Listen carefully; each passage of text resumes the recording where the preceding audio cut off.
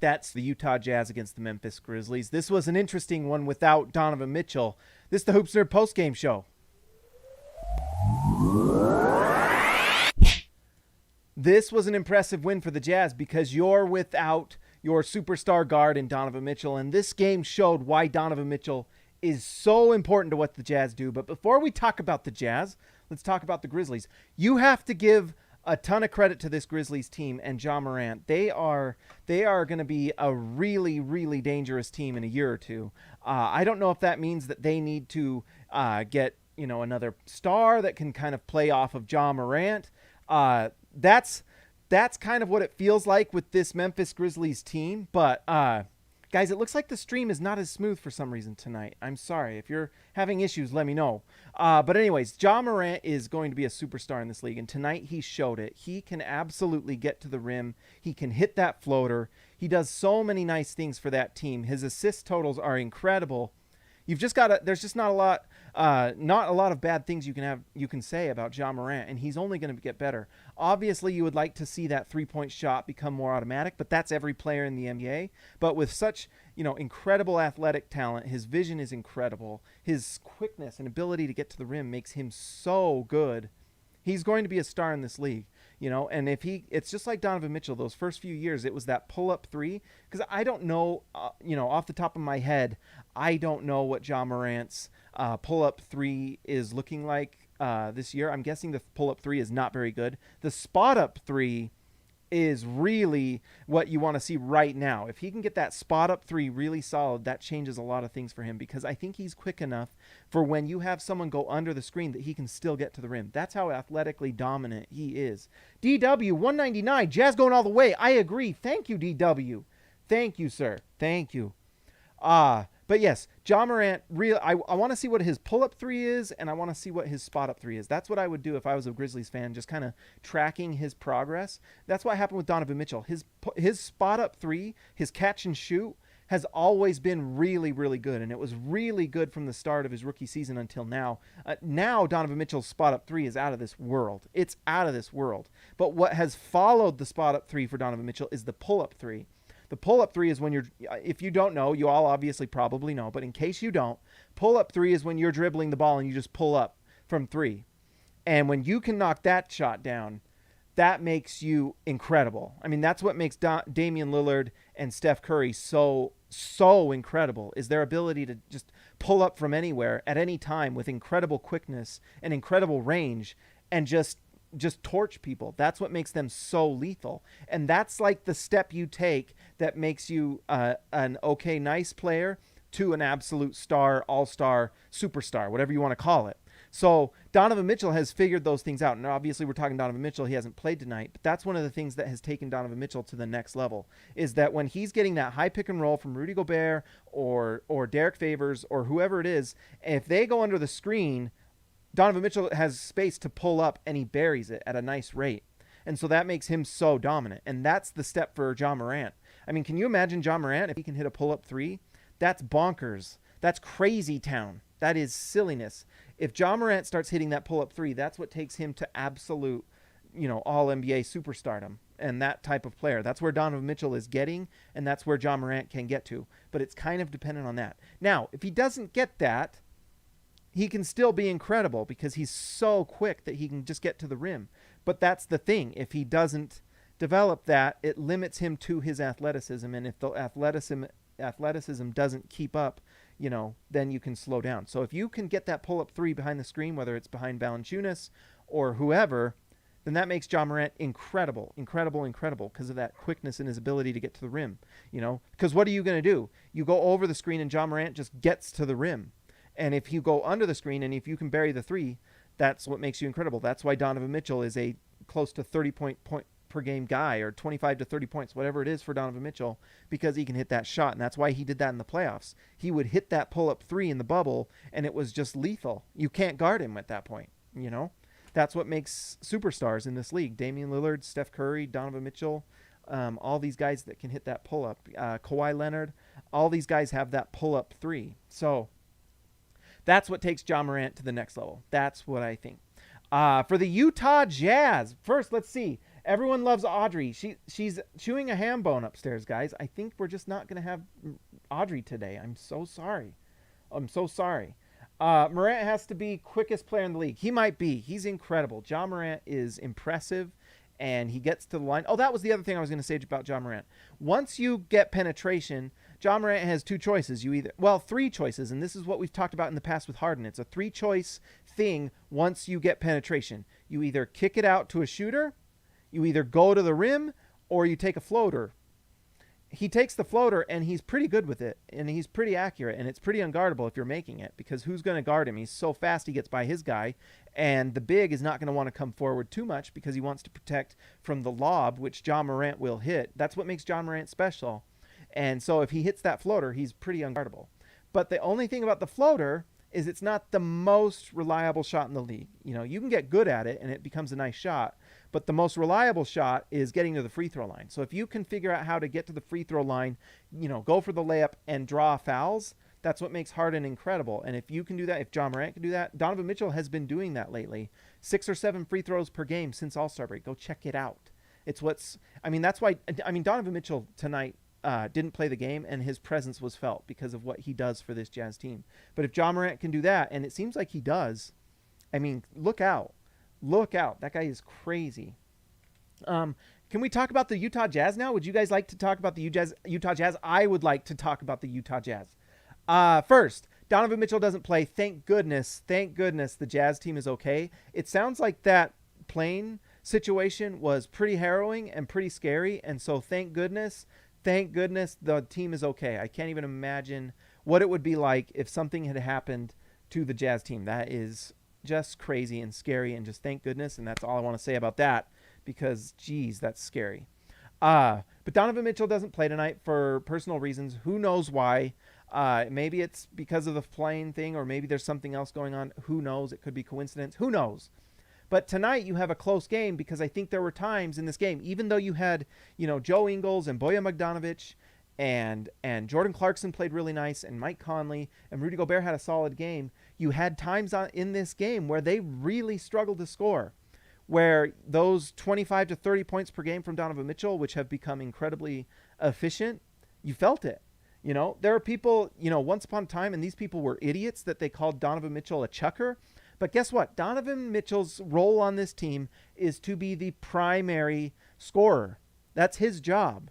He plays the Jordan role. He is out there to score buckets because he can. And so many things on the Jazz offense are designed to help him do that, whether it's screens from Rudy, isolation on a switch on a bad defender, things like that, so that Donovan Mitchell can blow by. We literally have 4 shooters on the court at all times with a lob threat in Rudy Gobert to create spacing so that Donovan Mitchell can score. And tonight, without him, you kind of see at times where, Jordan Clarkson stepped in and was nice tonight. I'm not looking at the numbers exactly. We'll talk about it in a second, but you see that that's what makes Donovan so incredible. And then the fact that Donovan Mitchell, within that offense and that ability to score, and is now just showing how good of a playmaker he's becoming. 5 or 6 assists a game.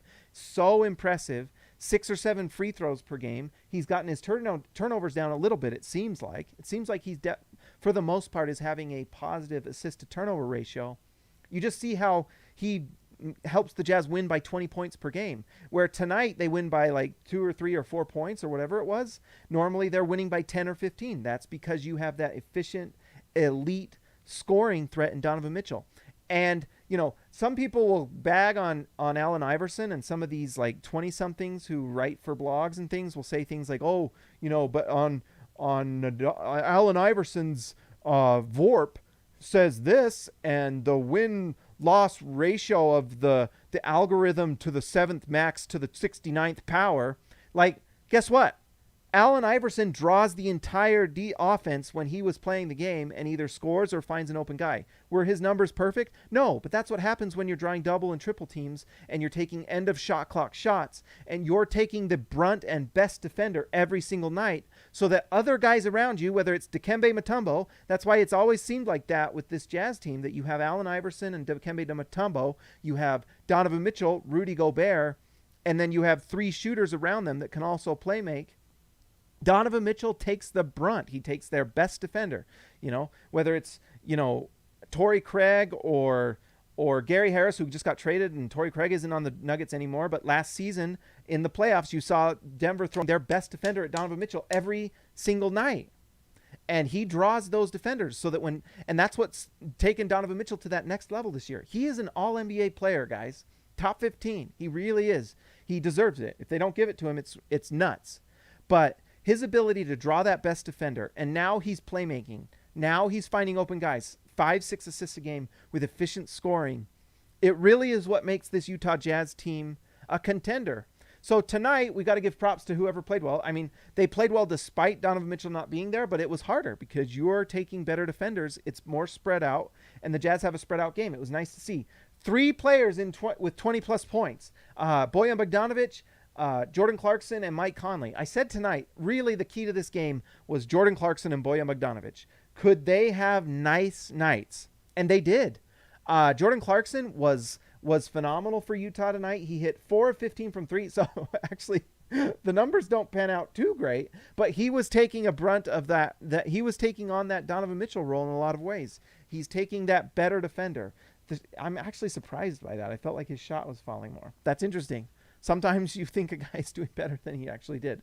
But 8 for 22 from the field, 4 for 15 from 3. You can see right there, if Donovan Mitchell's on the floor, Jordan Clarkson gets more open looks. Donovan's taking a better defender, and Jordan Clarkson can beat the other guys. You do need Jordan Clarkson to shoot a little better if they want to win a championship this year. You just flat out. But Jordan Clarkson was nice, and he was working hard. I would like to see a little bit more passing. 0 assists from Jordan Clarkson tonight. So you'd like to see a little bit more of that. But again, how much of that is no Donovan Mitchell or having Donovan Mitchell? Mike Conley is a big reason they won the game tonight. Mike Conley with a ball, just a awesome night. 61% from the field. That floater was falling. He was only 2 for 8 from 3, but he had 7 assists, 4 rebounds, and 4 steals. He was a plus 10 in a close game. Mike Conley is fantastic. Fantastic. DW199, thank you again, sir. Ja, incredible. Love watching him ball out. He's special. Yes, he is. Ja Morant is very special. Phil Besserol. We took the Grizzlies' best punch and swept them. Yes, sir. And without Donovan. And I think we missed Mike Conley in one of these games, too. So we were able to rest players and beat the Grizzlies. Good.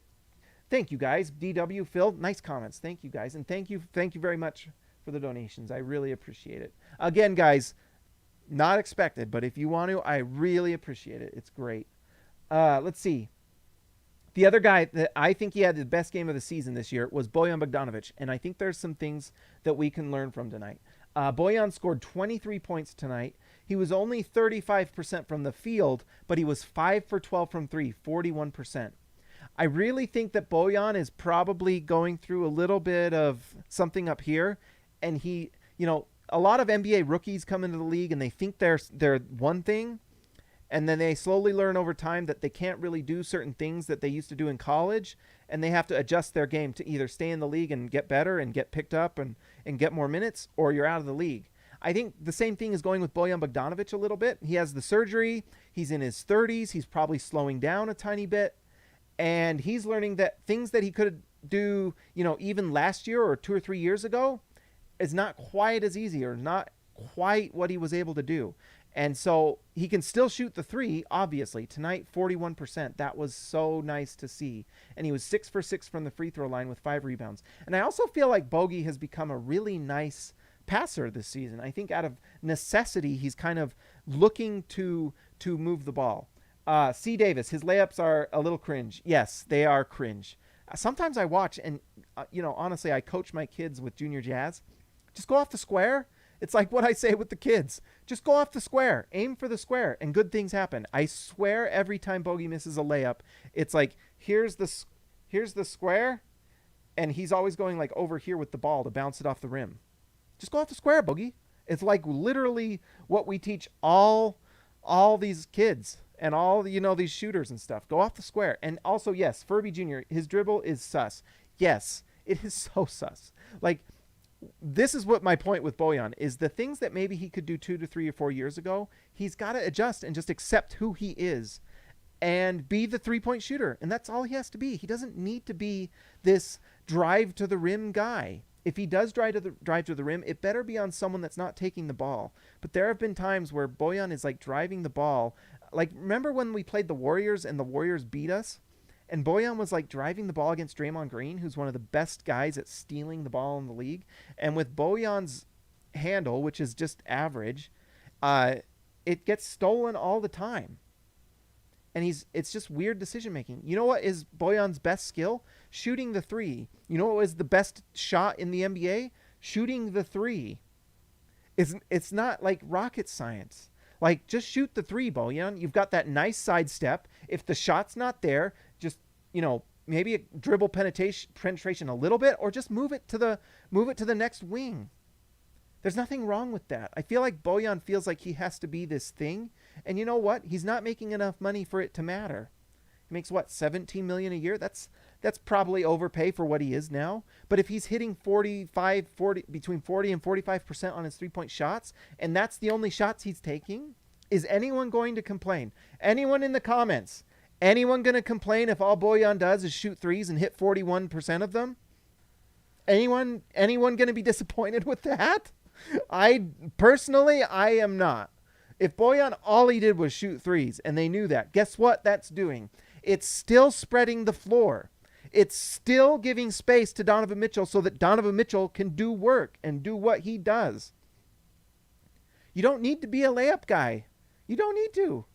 And really what Bojan's done is shown that he can pass the ball. So if Bojan chooses to drive, which I don't recommend, but if he does, he needs to remember to just pass the ball. There are at all times 3-point shooters to pass to at the time. So all you have to do is look around and find the open one. Or there's this guy named Rudy Gobert who dunks the ball.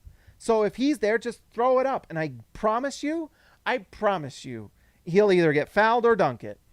Or sometimes it'll get deflected. But 66% of the time, that's going to end in points for the Jazz of lob to Gobert.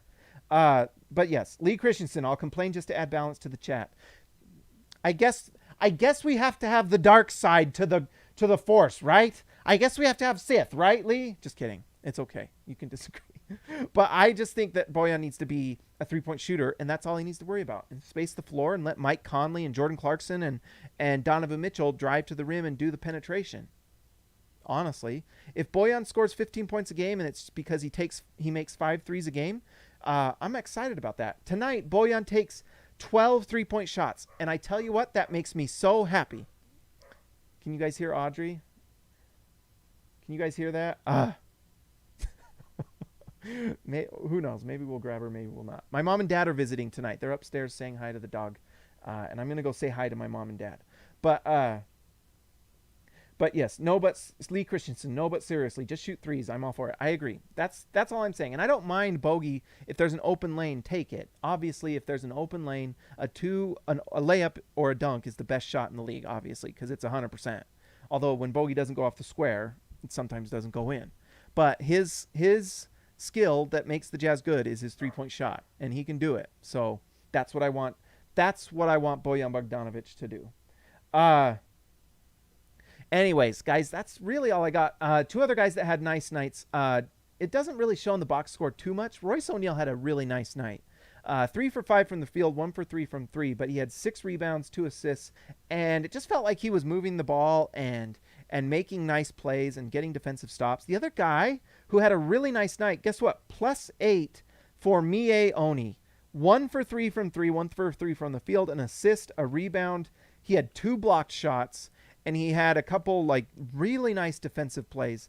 Mie Oni is creating some interesting decisions for Quinn Snyder because he is showing that he can stay on the floor, he can block, and he's just athletic. He moves around. He's like a free safety in the NFL where he can just move around and make plays. I really love watching Mie Oni play. The energy is amazing.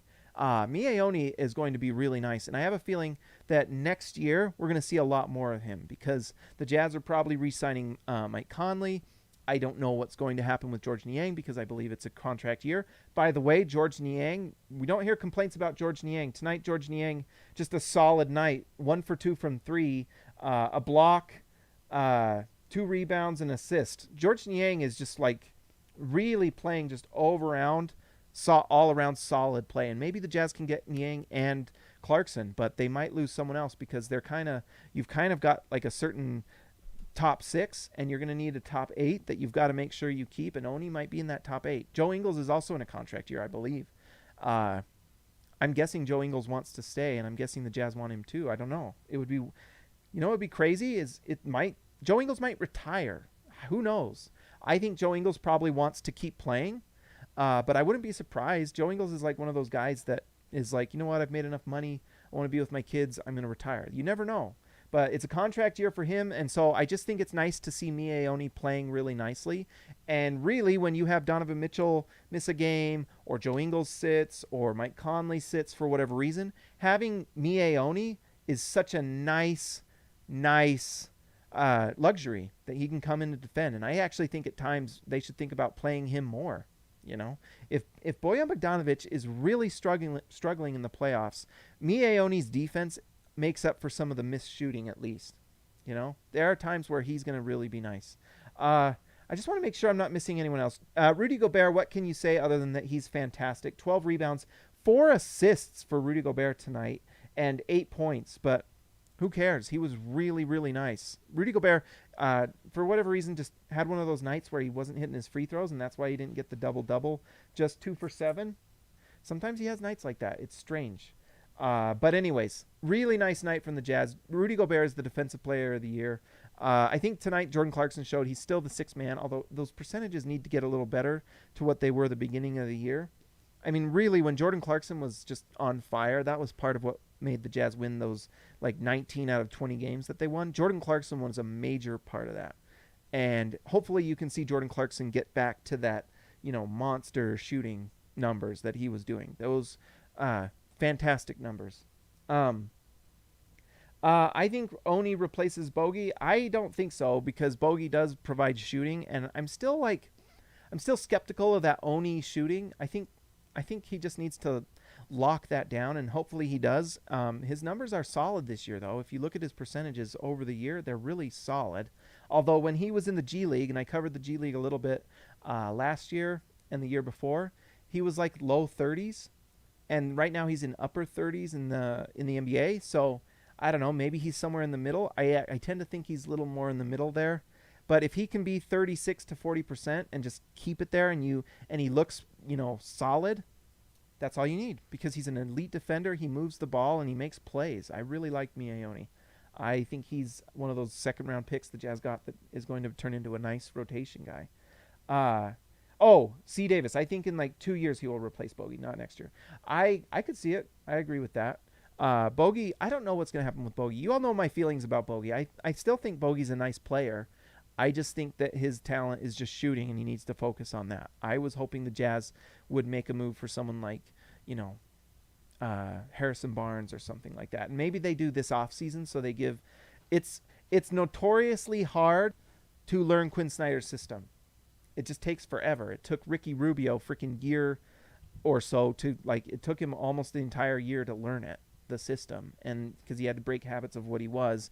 It took Mike Conley almost a freaking year to figure it out as well. We saw that too. It's just took forever to learn all this stuff.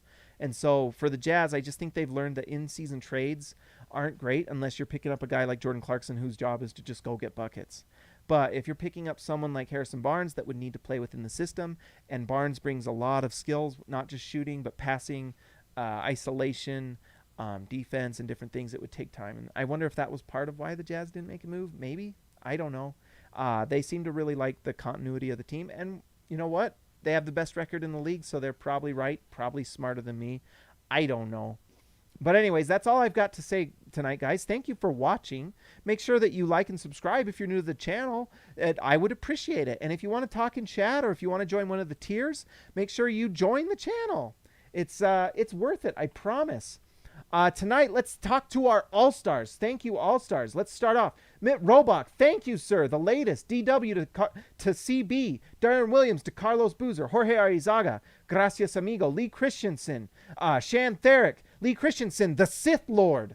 Shan Therick. Ryan Perry, the legend. Justin Ty H. Patrick Akubo. Robert Hall. DW Jazz going all the way. And David Lee, the first of them all.